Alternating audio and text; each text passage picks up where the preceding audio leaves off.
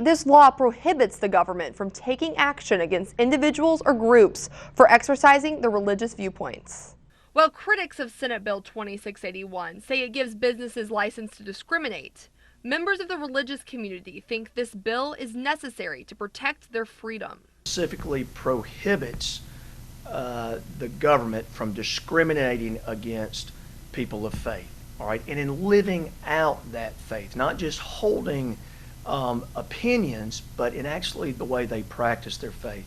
So it prohibits discrimination against that, and the government specifically says may not impose a substantial burden on the exercise of religion without a compelling purpose. Christians see this law as being a good move by the state. I see this law being very freedom-centric, and that's a good thing.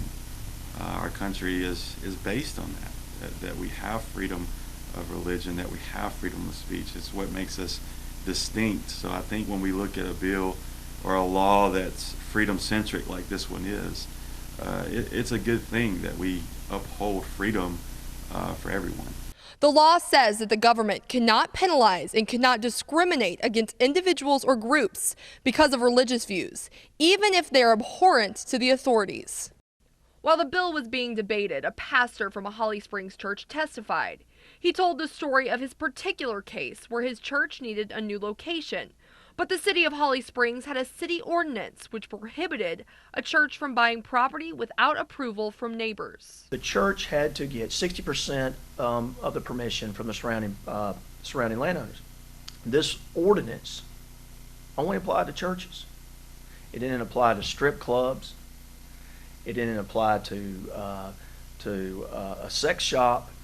It applied strictly to churches. The Holly Springs pastor pushed for the Religious Freedom Restoration Act to become a law to provide protection for Christians. I think this law gives believers, whoever it might be, confidence to know that as they are conducting business in the state of Mississippi, as they're going about their daily life, as they're just being a citizen within our society, that their exercise of religion is protected, and they have that freedom. And it's a unique privilege. As I said earlier, many people around the world do not have this freedom of religion, and it's something that we as the church and we as followers of Jesus should not take for granted. People both for and against the law believe the other side wants to discriminate, but the truth will not be known until after the law goes into effect on July 1st. Reporting live in the studio, I'm Callie Carroll. Renee, back to you.